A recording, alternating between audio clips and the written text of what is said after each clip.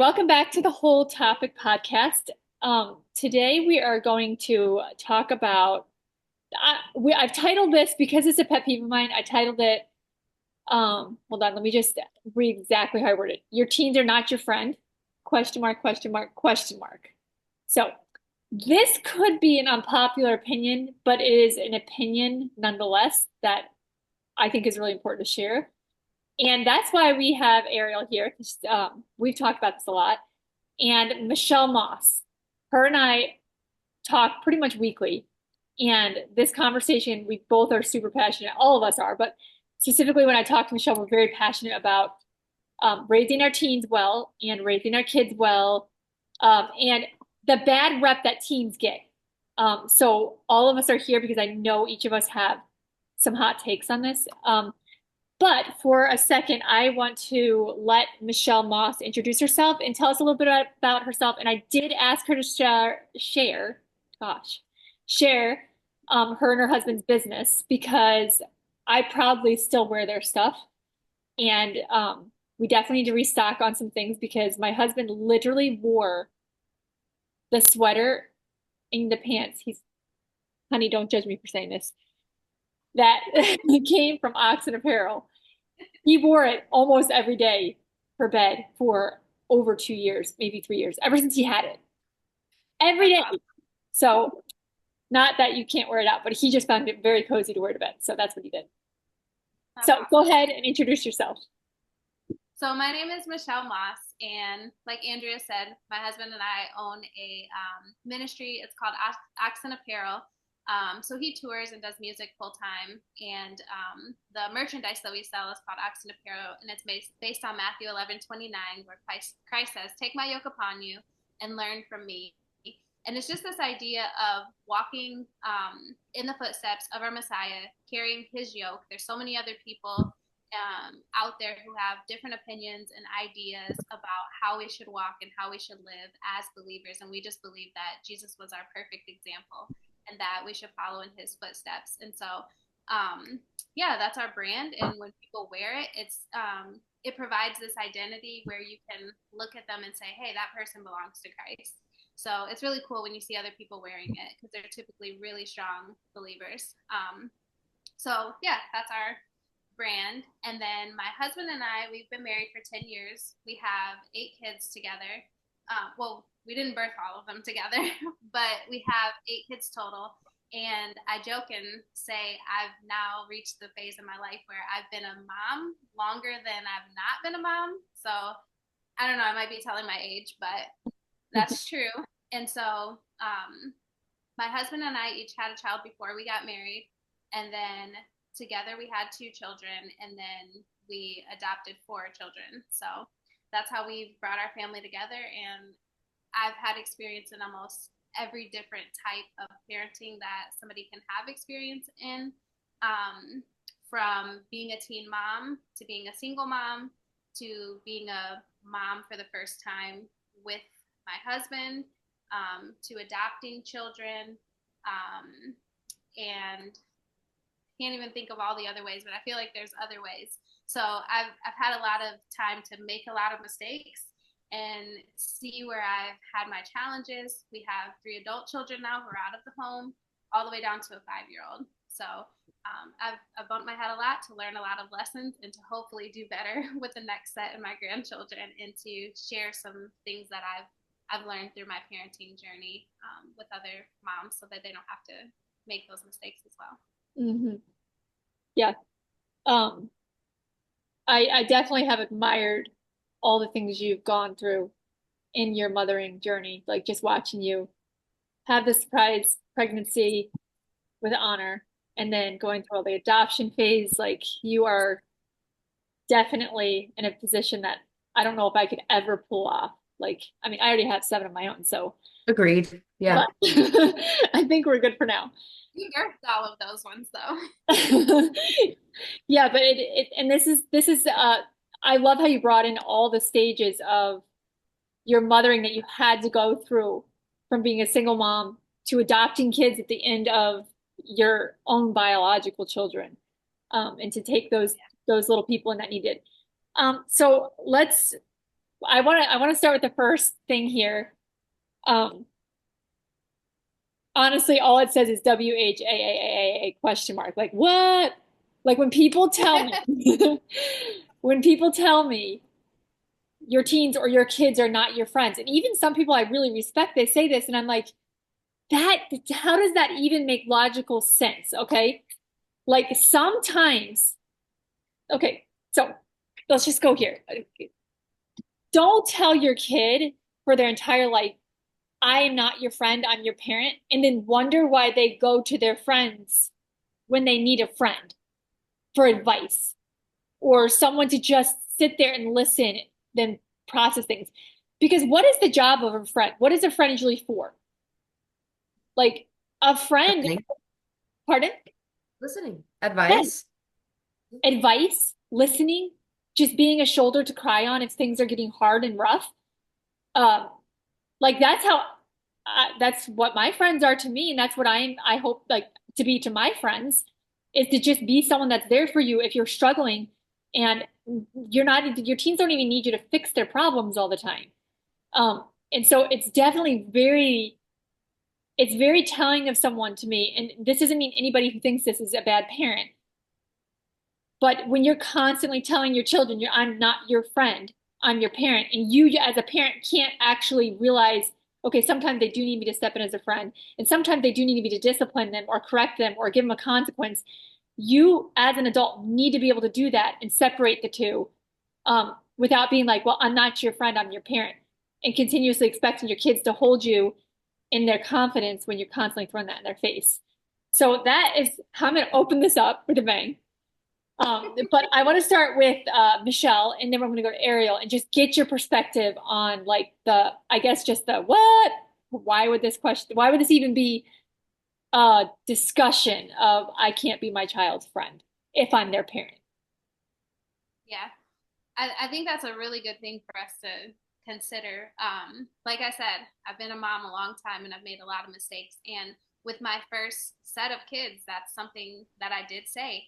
And sometimes I think we say things and we don't even really, we don't think about it. It's just, I remember my grandma saying that to my mom is what she said. And then my mom said that to me. And then, I echoed that same thing back to my kids. Like, wait, who are you talking to? I'm not one of your friends. Like, you don't talk to me like that. And even in being a parent, there's validity in that. Teaching your teens or your children as they're growing up to to be respectful. So I get that as well. But when we tell our kids that they're not our friend, that also can create damage that we don't intend to create sometimes, because it creates this wedge between them and the relationship that they believe that they can have with you, when in a lot of ways your parenting will look like friendship, because it's based on a lot of the things that friendship is based on.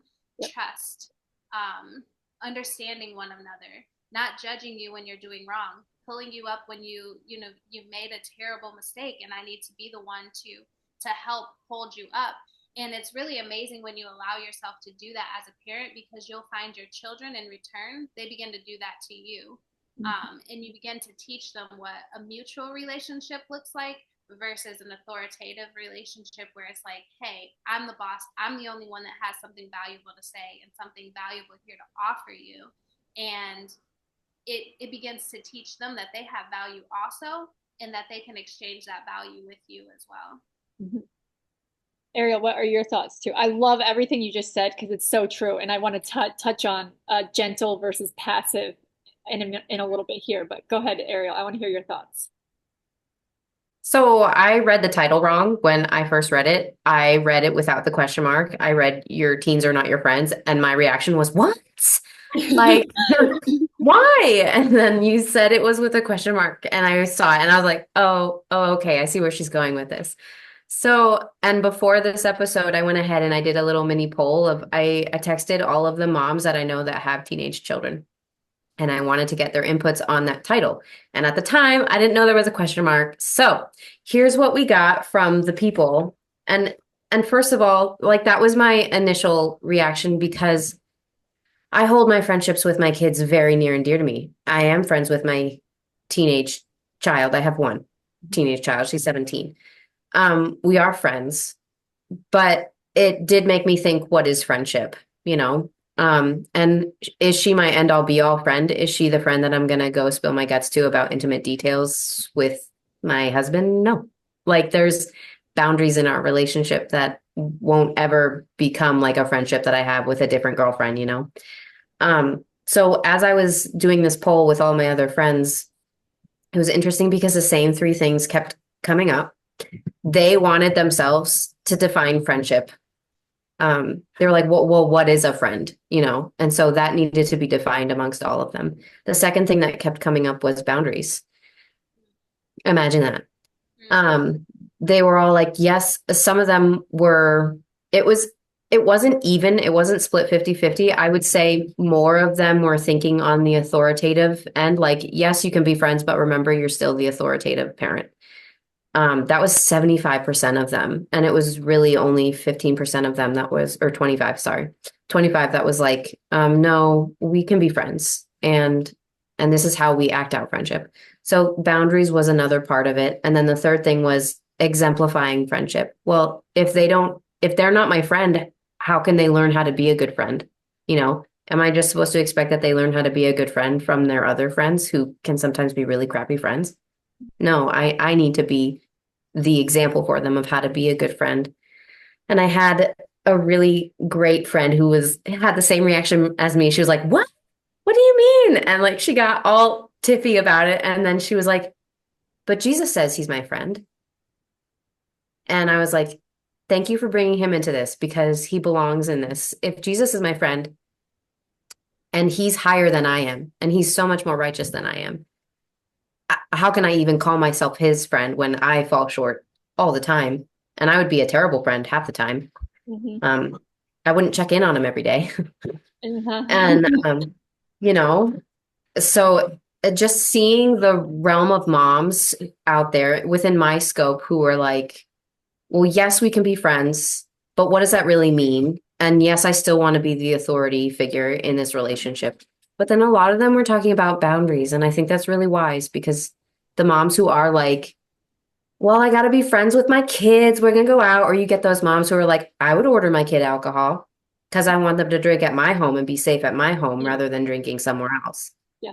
And, but that's all within a realm of boundaries that Yep. you have to define with you and your child. So I landed somewhere in the middle. Like, yeah, I'm still authoritative, but I pushed my child to be more independent earlier so that she could experience independence sooner. I didn't really want to coddle her or protect her because she was already kind of exposed to so much in the world. I was like, what's the point? Might as well talk about all the things. But Mhm. we had boundaries, right? We had boundaries of, okay, I'm an adult. This is not appropriate to talk to my daughter about. Yeah. She's not that kind of friend to me. And so Yeah. that was kind of where Yeah, I think that's actually a really good point to bring up because, like, I think as a parent who I do want to be my child's friend, do they necessarily need to be my friend in the same way? No. But I will show up for them as a friend when they need it. And I think that's the difference is like, I'm not going to go to my child and be like, oh my gosh, you know what happened today? I was so like, blah, blah, blah. But as a parent, yes, show up for your child as a friend because and then there's so many of these people that expect their children as adults and married children to actually become a friend so that they can call them and like talk to them and like and it's like so you tell your kid all the way till they leave your home that no, we can't be friends. We're not friends. We're not friends. And you jam that in their face and then all of a sudden they're adults and you're like, oh yeah, let's be friends. Like I'm gonna call you all the time and like we're gonna talk like friends. What that spells the word hypocrisy. Like, Mhm. I mean, maybe not literally, but it does. It spells the word hypocrisy. You can't do that to your children. And I think you brought up a good point is like, um, and this led into like boundaries. What does that look like? Okay, so for me, I haven't really had to set boundaries up because I don't expect my child to be the same kind of friend to me that I want to Mhm. be for them, just because that's not their responsibility. Um, and this brings in, we probably need to do a whole episode on this, but gentle parenting versus passive parenting. Mhm. if you're a passive parent and you're like, oh yeah, I am gonna go ahead and order my kid out, like whatever. Excuse me, like there is, you are required as a parent to set the boundaries and set the rules for the house. That's different than showing up for your child as a friend. Um, it's kind of like with my teens, if you are worried about a relationship with your child or your teen or whoever it is, um, in my humble opinion, I feel like the signs are there. You can tell, like if I can tell, I can feel when my child is struggling. Like I remember, um, actually it was just a few weeks ago, one of my teens, I just was laying in, I went to bed. We were going to bed. Everybody was coming to the camper, and I was laying there with the baby, putting her to sleep. And I just looked at him, and I could just tell for the last 2 or 3 days, I was like, he's struggling with something. I cannot pinpoint it. And normally I even know the right questions to ask, but I didn't even know the right questions to ask him. So I just prayed and I was like, Daddy, you have to show me. You got to show me what's going on because I could tell something's there. I want to work with him, but I don't even know the right question to ask him. And we do tea time every week. Like, but this particular time I was like, something's off.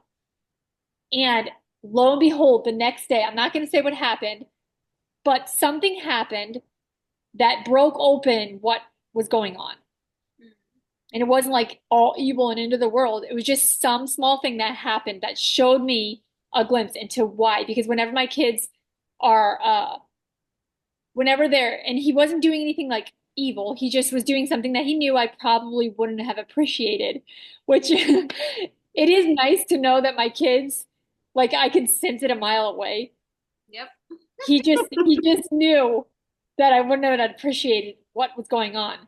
And when it happened, he broke down and he was crying. And he did, like, he specifically asked me, and when something like that happens and I see that big of a breakthrough and that big of an answer to prayer, Mm-hmm. no one's ever going to find out about what it actually was, except for Micah probably. Right.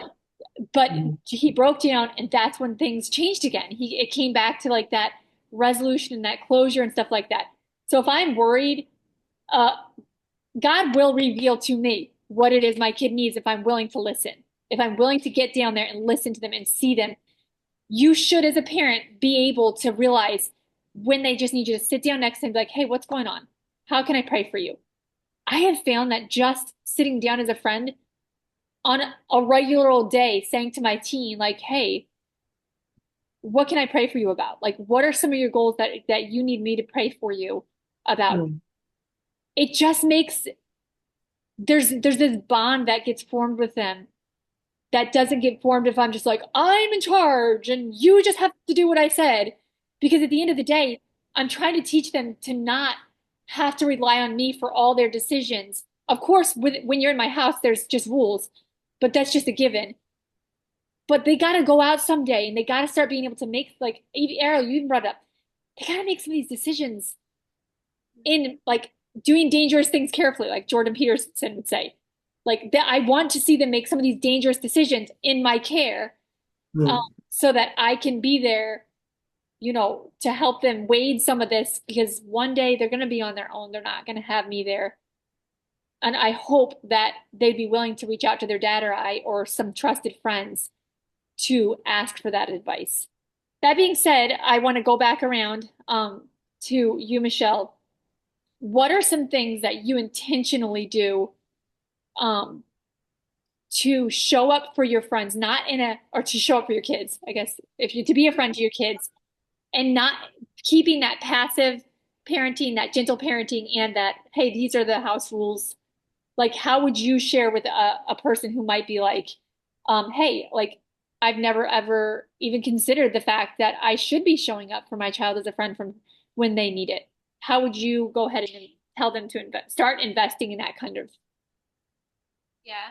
I think a lot of what you guys already said is really the key points in being a friend to your kids. Like just being intentional with them, like you said, you guys have tea time, having conversations with them that are tough and letting them know that they can trust you.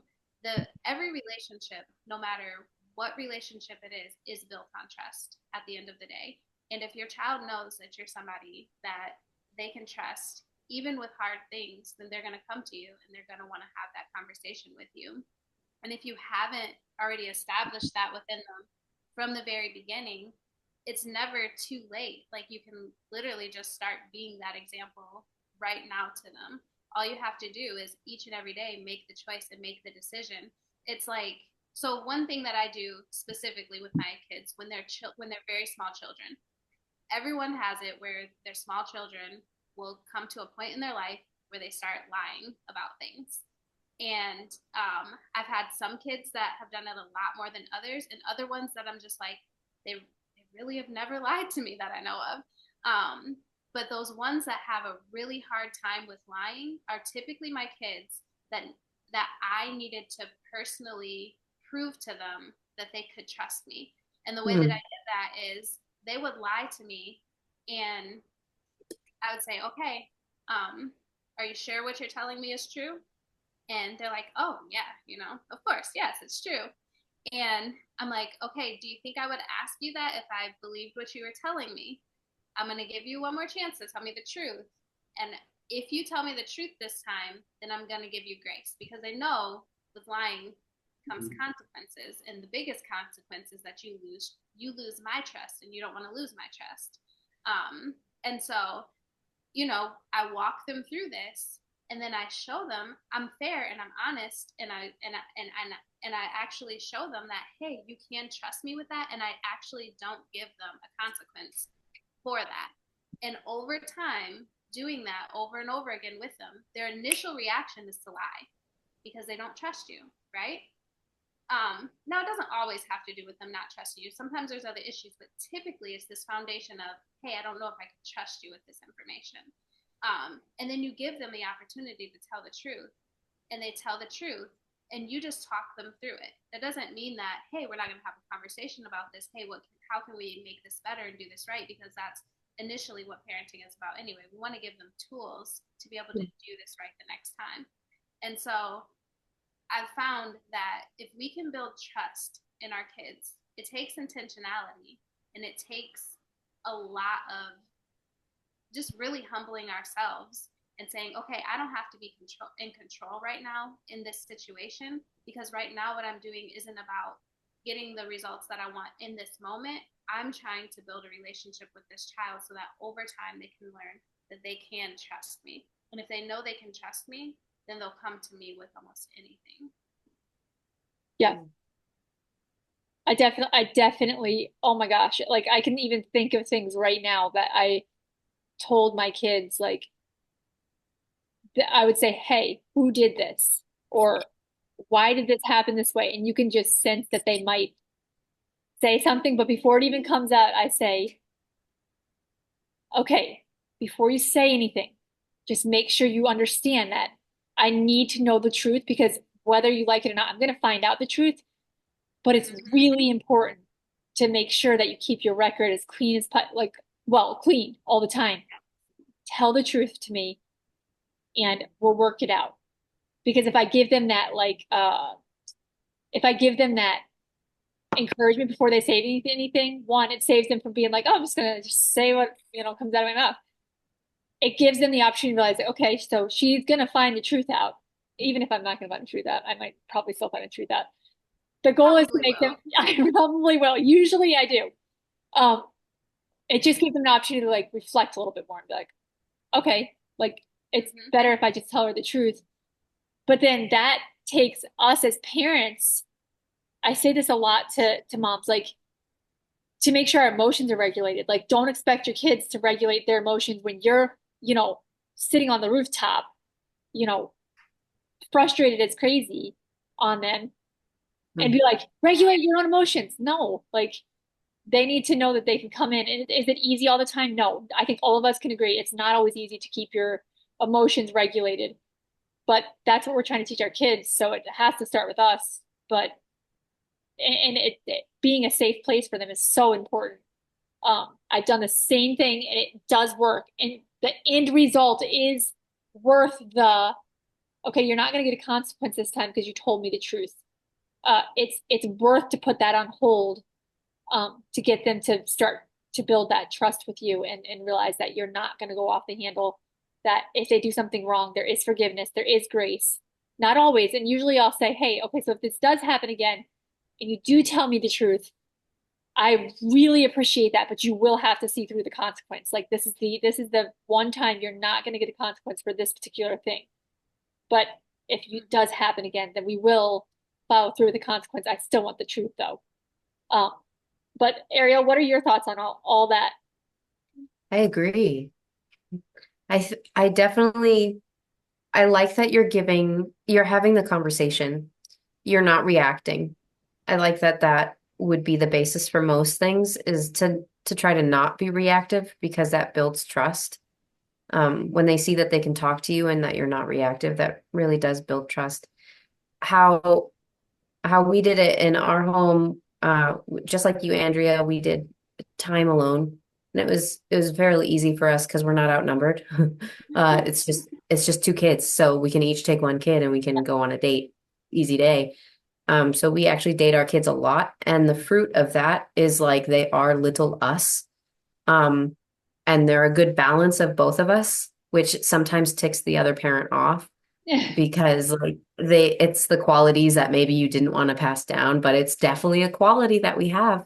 And so it just got adopted into the family. But I think besides dating them, which is huge, I think hugs are so important. Mhm. And I still tuck my 17-year-old into bed every night. We've never quit that. I tried to read to her every night for the longest time, but then life caught up with me and I needed to do other things at nighttime. So I stopped reading to her at night, and that was sad when that stopped. But I made it to a good age of like 13 or 14, and that was like, whew, I did it. Um, but hugs, and this is something that I started doing also with all of my mama clients was, especially the ones that are going through a hard time, 40-second hugs.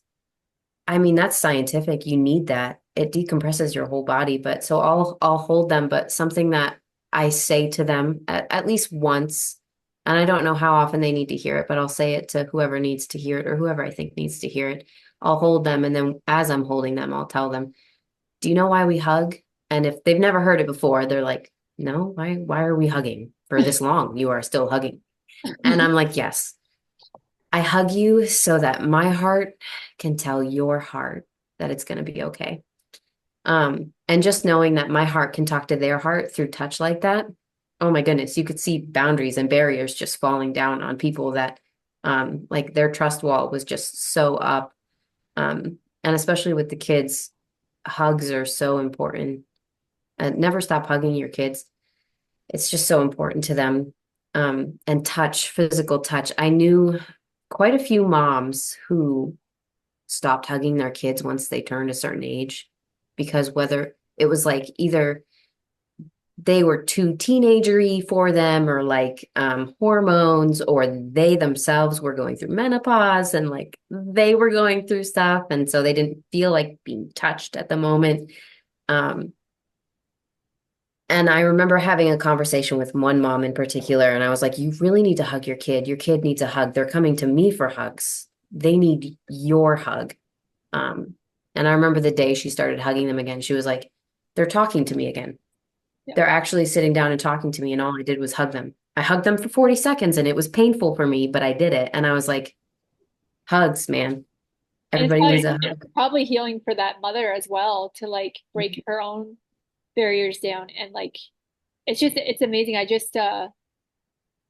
also want to touch on this as well, as far as the friendship. Your your kids need to hear you tell them sorry. And too many times I found that people that are like, and this is not for everybody, because like I said, there's some people I really respect their advice that would say you're not your child's friend. When you dig deeper into what they're saying, I do feel like they would understand exactly what we're talking about here. Um, but the people that seem to be like, I'm not your friend, I'm your parent, tend to have this attitude where they won't even apologize to their child if they make a mistake. Um, and that that in itself can be very detrimental to your relationship with your child and their trust in you because um, if they don't see you uh, being willing to humble yourself and apologize when you've been wrong, which trust me, I just had to sit with my two teenagers a few days ago, and what happened was not something I was very happy about, but I dealt with it in a way that, well, I made an assumption about a situation instead of asking the questions because I was very overstimulated, and that's not a good excuse. And I even told them that. And I walked into a situation that was just everyone was too involved in it, and I just made an assumption without actually getting the full story, which they know that is a pet peeve of mine when someone just comes in and makes a assumption, and I did it this time. It was very insulting to them. And so I had to sit down with them and they were like, "Yeah, you didn't ask the whole situation this time." And I was like, "You know what? You're right. I actually didn't." And things probably would have not escalated it anywhere if I would have just done what I should have done in the first place and actually asked each person their story. Because even like I quote this verse all the time to them. If you go in, a king is unwise if he goes in and deals with a matter without hearing both sides first. Um, but just that apology completely de-escalated everything. And then we were all talking again about like how to go forward and make sure the situation wasn't going to escalate to that proportion anymore. Um, but if you might be that parent right now that's like, gosh, I don't even know how to begin to um, try to develop a friendship with my child. And honestly, I think it starts at a younger age than you think. Like most of the time, it doesn't start until, at least for us, I feel like it doesn't really start where I start trying to show up as that friend instead of that fun. Like I do show up for as a fun playmate until like 7 or 8 years old, and then there's a time where they start kind of like questioning more things. I feel like that's around 8 years old. Um, if you're that parent who might be like, man, how would I even start that? Just start by humbling yourself. Really is what it comes down to. Like you are raising sisters and brothers in the kingdom right now. Like if you're a believer, that's I'm a believer. I say that a lot on here. I believe, and I believe eternity is the end goal in all of this. And so when I'm raising my children, I'm raising my eternal sisters and brothers in Christ. Like that's what I'm doing. So if you're just trying to just humble yourself and trying to just self-reflect, so I'd like to get your thoughts, Michelle and Ariel, again. Like, if someone is coming into this and not actually knowing how, or they're just kind of trying to decide whether they want to be on the I'm not my kid's, friend, or, maybe I should be showing up as a friend sometime for them when they need it. What would you say to that person, maybe asking that question of like, where do I even start? Michelle, I'll start with you. Um, I think one of the biggest goals of parenting, well, one of the greatest responsibilities, I would say, of parenting is that um, I really, really, really dislike when parents look at themselves as the authority because I truly believe that God gave us children to teach us also. Like I think that there's such an even exchange that happens with every single one of your children. There's greater lessons you get to learn that you never could have learned through anyone else. Um, Parenting is it's an opportunity to be refined. And if you come into any relationship thinking that you have all the answers and that you're the one who has all this knowledge and I'm here to teach you and show you, then you lose the opportunity to be able to see what that relationship has to provide for you also.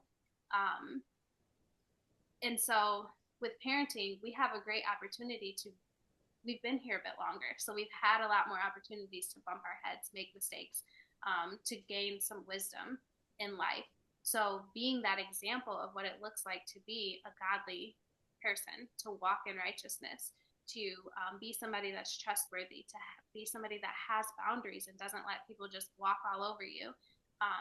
Through our example of who we've become as believers and as friends of others, it teaches our children to be inspired to become that as well. They look at you as an inspiration and they want to walk in your footsteps. I mean, think of Christ and how he was that ultimate example here on earth and how amazing he was and how we're to walk in his footsteps. Because of that, we're inspired to do that. And that's an opportunity that we get that opportunity to do that with our children, not because they don't have an even exchange here to share with us, but we do have some wisdom that we get to impart into them, but they also have so much wisdom. There's so many times that my children have said something or shared something with me and it's shifted the way that I think, the way that I look at things. Um, it's just an opportunity to parenting is much more than you being authoritative over somebody. I Mm-hmm. think that it's an opportunity. If you look at parenting as just drew a blank. What is the word I'm looking for? We get the opportunity to care for something so amazing that God has entrusted us with, and it's not because we're so wise. In parenting, you're going to learn more than anything because it's so refining that you have to lean on God more than anything, more than your own understanding. Your understanding will not get you through it, not even half the time, not even with toddlers or babies. Sometimes you just have to cry and pray. And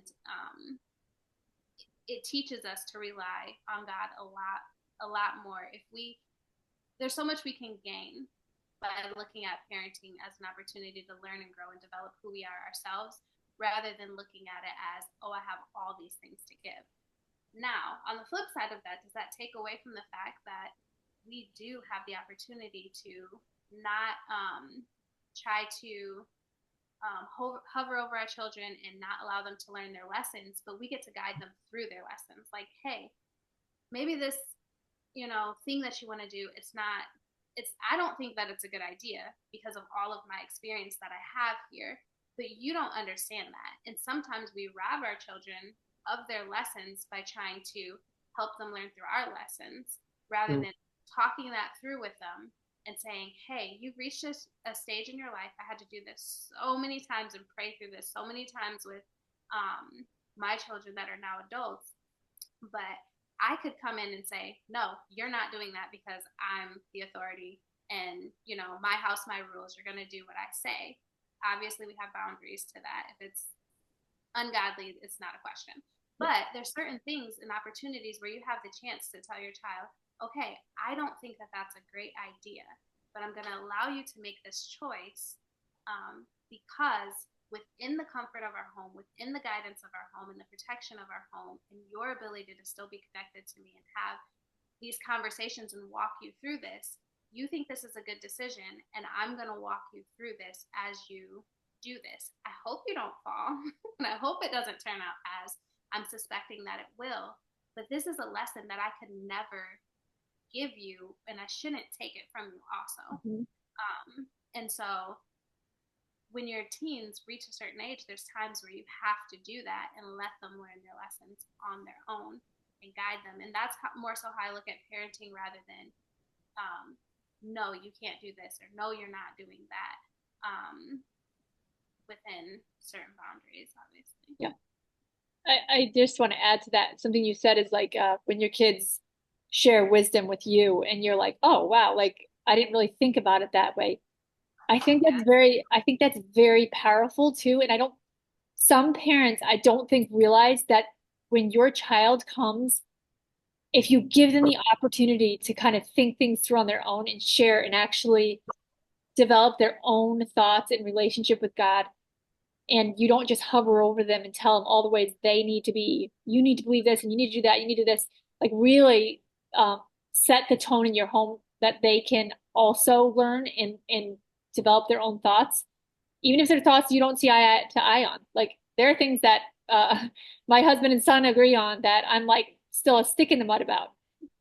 But I love the fact that they're thinking, like he's thinking and he has developed some of his own thoughts and that should be an honor to realize that, hey, like my kid is actually thinking through things in a wise way. Like that's amazing. Like that should be celebrated, not be like, oh, you're so young and I'm how many years older. I'm sorry.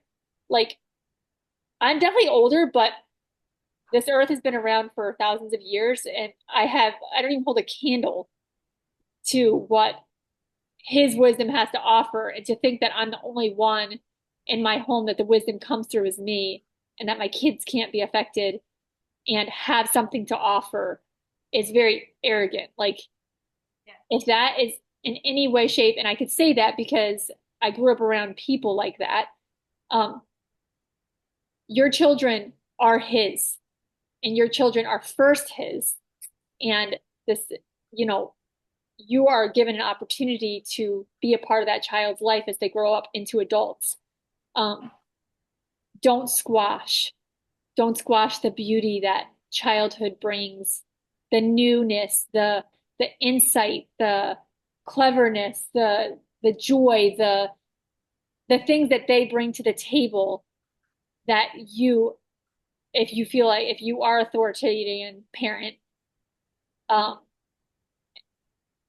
I struggle with authoritative parents because uh, and some of them probably are very good, but the ones that I have encountered are very like, my kid knows nothing. I am the be all end all.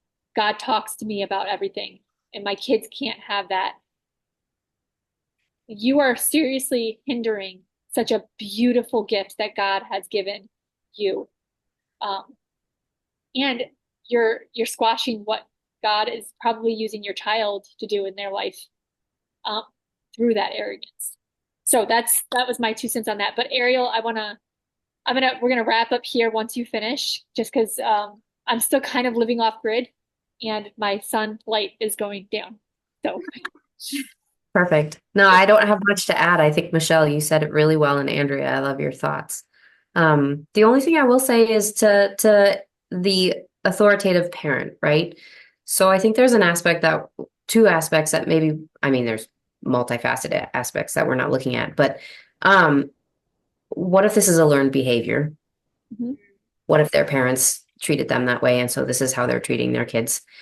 Um, the Bible is a wealth of knowledge. Parents, go to it. Find your father in there. If your father wasn't the best father, or maybe your mother was very authoritative to you, go to the Bible. You're going to find a wonderful parenthood guide right in there. Train your child up in the way they should go, and when they are old, they won't falter from it. And I think that's the thing with being their friend.